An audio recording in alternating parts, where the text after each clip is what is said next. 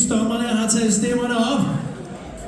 Og derfor skal vi nu kigge lidt på, hvordan det er gået med dommerstemmerne.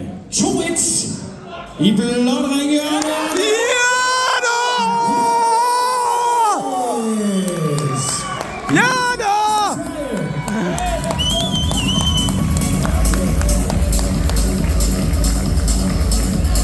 In English?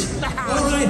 Welcome to Roskilde Andrea. It looks like you were in control for the most of the fight. How did you feel yourself? I feel it was very good to fight here. It's a great experience for me. And I'd like to thank my family who's here to support me. I love all of you very, very, very much. And also my trainers at Real Fighter in the ring. A big thank you to all. Well, thank you, and it looked like you even had time to wave to your fans and family in this fight.